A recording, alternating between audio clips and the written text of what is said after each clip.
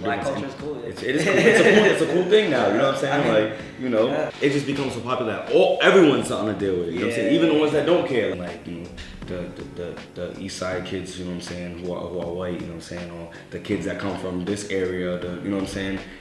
Like, they don't really associate themselves with us that much, you know what I'm saying? They do, but they don't. No, it's really complicated. You can feel it. You can feel it. Oh, definitely. There's a cultural difference. The market for hip hop is young white teens. That is the market. That is. If you get them to like you, man, you good. Created in the early 1970s and breaking into the commercial scene in the late 70s and early 80s, hip hop was initially seen by record executives as mainly consumed by blacks and lacking widespread market potential.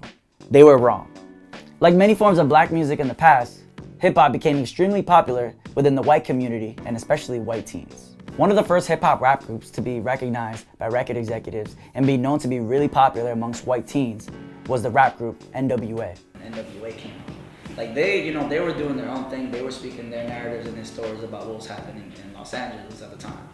But what happened is that a lot of white young teens were kind of like trying to live through them in a sense, because like their lives weren't as, I want to say, rough. As exciting. Not just rough, but as exciting, right? So they look at that as like, oh man, they got so much going on. You know what I mean? But obviously they don't understand, so they look at it as like kind of exciting. So I grew up in the 90s and early 2000s, and we listened to hip hop music constantly in rural Maine.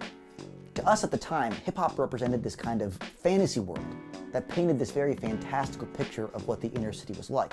So we would kind of blast hip hop music from our cars, drive around, and in this very weird way, kind of pretend to be the artists that we were listening to, and kind of pretend to be people of color. So it was kind of this mask we would put on and then take off.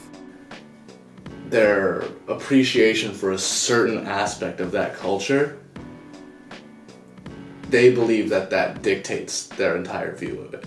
And growing up, hip hop, but mostly gangster rap, was really our only way of interacting with communities of color, since there was so little face-to-face interaction. Like, I know a lot of like kids that ain't, you know what I'm saying, that know nothing about the culture, have nothing to do with the culture, don't even care about it, don't know nothing about it, but it's like, they're like, I gotta learn 21 Savage bank account for the next party. I gotta learn this Chief Keef song. I swear to God, it'd be like that. And you could tell, because it's forced, or they'll come up to you and greet you a certain way, or they'll try to give you like the arm down, or like, yeah man, yo, my dad, yo, he got nothing but black friends, man, I swear. Or my mom, yo, also listens to his reggae music. You're Jamaican, get out of here.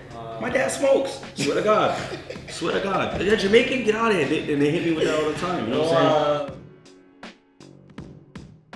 saying? People talk, people will, be inspired by black culture, Latino culture. They'll listen to like gangster rap, or they'll listen to like reggaeton, and they'll take in aspects of our culture, but at the same time disrespect it.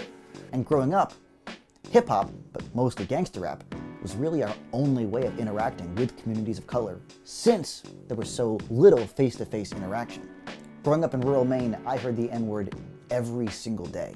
And oftentimes it was kids, right, kind of thinking they were being funny or saying it while they were reciting hip hop lyrics. They'd be like, oh, yo, what up, ma?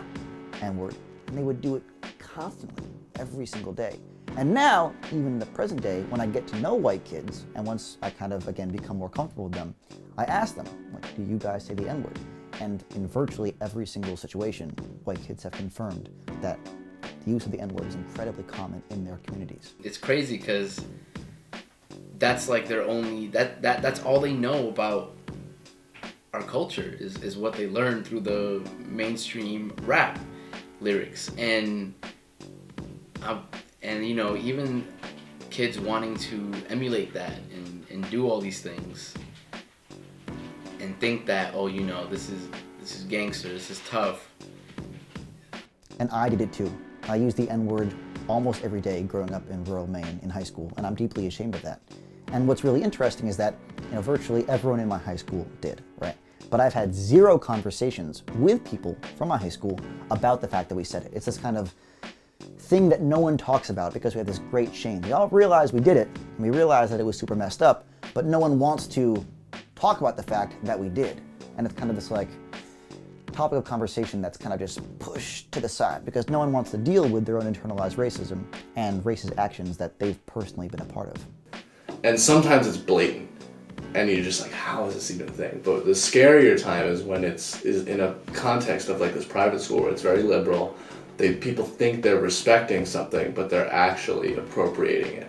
And the line between that has been really blurred lately. I think it's really important, especially for people that are white, to understand that, you know, hip hop initially was for the people that have no voice. Because white people in this country specifically have the biggest voice, they also have to understand the way that people of color feel when they do this form of music. You could say Wakanda forever, but you already got a Wakanda. You know what I'm saying? But, you know what I'm saying? Like, the whole world's their Wakanda, you know what I'm saying? What's really interesting is that a lot of the white teens that I work with really want to be immersed in hip hop culture and really want to be involved, but without interacting with people of color face to face. I think learning the history of any culture that you want to participate in is probably one of the most important things that you can do.